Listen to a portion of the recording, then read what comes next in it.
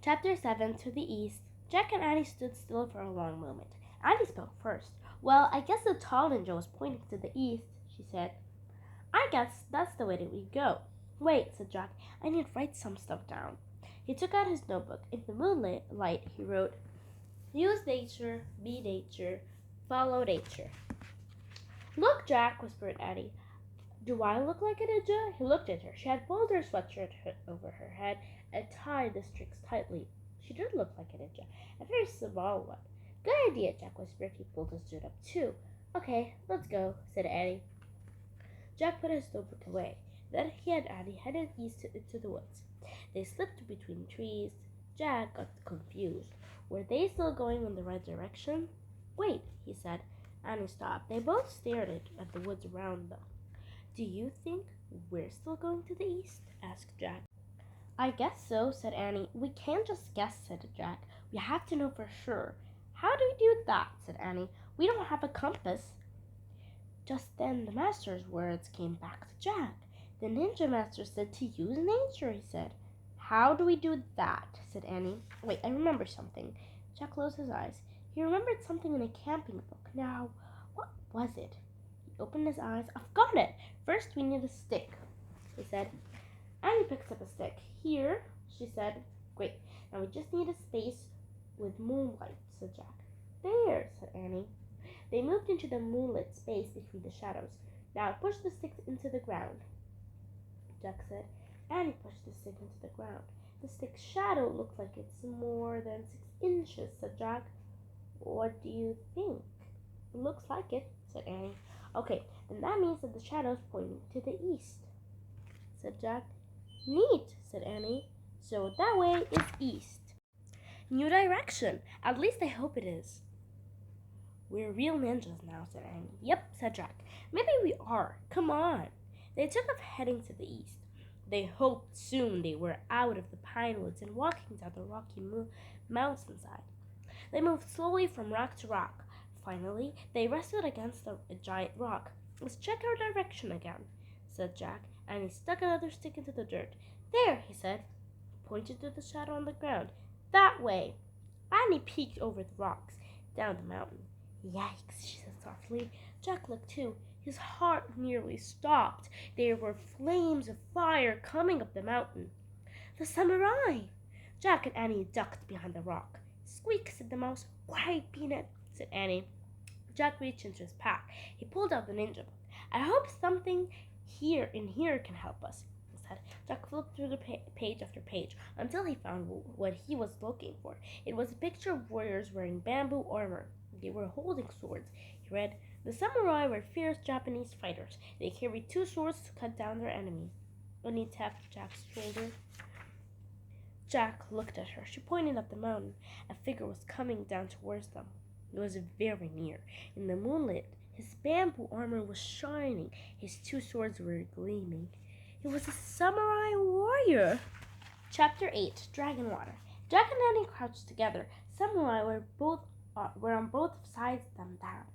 They were trapped. Jack pressed against the rock. The warrior stepped closer and closer. He looked to the right. He looked to the left. Jack held his breath. Be nature, whispered Annie. What? Be nature, be a rock. Oh, brother, thought Jack. This was nuts. But he squeezed his eyes shut. Then he tried to be part of the rock. Jack tried to be as still as the rock, as solid as the rock, as quiet as the rock. Soon he started feeling as strong as the rock, as safe as the rock. He wanted to be the rock forever. Squeak. He's gone, said Annie. They're all gone. Jack opened his eyes. The samurai warrior was gone. Jack stood up and looked over the rock. The torches were gone too. Let's go, Annie said. Jack took a deep breath. He felt great. He was getting more and more like a ninja every minute. Maybe even like a ninja master. East, he said. And they went east, down the mountain between the rocks, until they came to the wide, icy stream. The water seemed even wilder than before. I don't see the treehouse, said Annie. Jack looked across the stream to the dark grove of trees. Moonlight shone on their pale flowers. But where was the treehouse? I don't see it either, said Jack. We have to cross the water first. Then we'll try and find it. The water was crashing, rushing over the rocks. Squeak! The mouse peeked out from its pouch. Don't be afraid, said Annie. She pouted the mouse's little head. Be like us. Be like an inch too. Let's go, Jack said. He took a deep breath and stepped into the stream. The icy water swirled up to his knees. The current knocked him over. Jack grabbed some weeds. He held on tight as water swirled around him. He was freezing to death. Jack! Annie grabbed Jack's arms. She helped him back onto the bank. That was close, said Annie. Jack wiped his glasses. Luckily, they hadn't fallen off in the water. Are you okay? Said Annie. Not really, said Jack, his teeth chattering. With his teeth chattering, he was chilled to the bone. We'll never get across, said Annie. We'll drown if we try, or freeze to death, said Jack. He pulled up the hood of his sweatshirt. He didn't feel much like a ninja anymore. Annie pulled off her hood too. She sighed. What can we do? She said. Squeak! Peanut climbed out of Annie's sweatshirt. The mouse scampered away. Peanut, come back, Annie called. No, said Jack. We have to follow Peanut. Why? Asked Annie. We have to do what the master said Jack. Follow nature. All right, said Annie. Follow Peanut. But where is Peanut? In the moonlight, Jack saw the little mouse and was running through the grass along the stream. There! He cried. Come on! Annie hurried after Jack. Jack hurried after Peanut. They ran beside the rush of waters. A moonlit branch had fallen across a narrow part of the stream. It touched both shores. The mouse was running over the branch. Peanut's going over the bridge, said Annie. She started to follow. Wait, cried Jack. We can't go on that branch. It's too small. It'll break. Chapter 9. Mouse Walk. The mouse vanished into the tall grass on the other side of the stream. Jack and Annie stared at the tree branch. We have to try to cross it, said Annie. We're supposed to follow nature. Forget it, said Jack. It's too little. It'll crack in a second. Maybe if you pretend we're mice, we can do it, said Annie. Oh, brother, said Jack, not again. If you could be a rock, you can be a mouse, said Annie. Just be teeny and light and fast. Jack took a deep breath.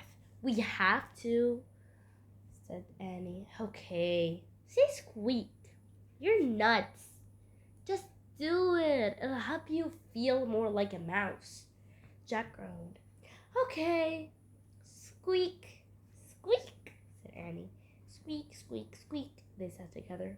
Let's go. Hurry, said Annie. Jack stepped onto the branch. I'm teeny, I'm light, I'm fast. Then he darted across the branch. Jack moved so quickly, he didn't think about anything except getting to the other side. He forgot the wild, freezing water. He forgot the smallness of the branch. Suddenly, Jack was on the other side. Suddenly, Annie was right beside him. They laughed and fell together into the grass. See, the branch didn't break. I guess it was big enough. I guess we just have to think the right way. The peanut way. Yeah, said Jack, smiling. He felt great. He was still wet from his fall into the stream, but he didn't mind anymore. Jack pushed his glasses into place and stood up. Okay, now we just have to find the treehouse, he said. No, we don't, said Annie. She pointed up. The treehouse was outlined against the moonlit sky, high in a tree, surrounded by white flowers. In the distance came the sound of voices. Then Jack saw flames. The samurai are coming back. We have to go. Where's Peanut? We can't leave Peanut. We have to. The voices of the samurai were getting closer. So were their torches. Come on! He grabbed Annie's hand. He pulled her toward the rope ladder. Oh, Jack, she said sadly. Go, go! Annie started up the rope ladder. Jack followed. He felt sad too. He liked that little mouse now. He liked it a lot. They climbed up and up. Just before they go to the top, Jack heard it. Squeak! Oh, wow! Peanuts inside! Annie pulled herself into the treehouse. Jack followed. He gasped. Someone else was in the treehouse, too. A dark figure was sitting in the corner. You have done well, the figure said. It was the ninja master. You have followed the way of the ninja, he said. Oh man, breathed Jack. The master was holding Peanut. Take good care of your little helper, he said, handing the mouse to Annie. Annie kissed the mouse's tiny little head. And take this, said the master. He held his hand out at Jack. He gave Jack a small round stone. This moonstone will help find your missing friend, the master said. Jack stared at the stone. Was this one of the 4 things? You must go home now, said the master. He picked up the Pennsylvania book and held it to Jack to Annie. Where did you find it? Asked Jack. Here. You did not see it before because your heart knew you had a mission to complete first. What about you? Can you come with us? Yes, said Jack. We need help finding Morgan. The master smiled. No, my friends. I must stay here. There will be more help along the way. But you must find the way on your own. Annie opened the book.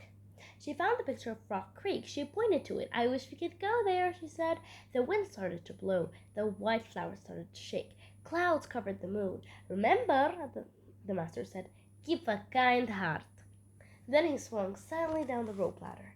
He disappeared into the dark night. Wait, Jack called. There was so much he wanted to ask the master about the nature, ninjas, their mission, but the treehouse started to spin. It spun faster and faster. Jack gripped the stone in his hand. He squeezed his eyes shut. Then everything was still. Absolutely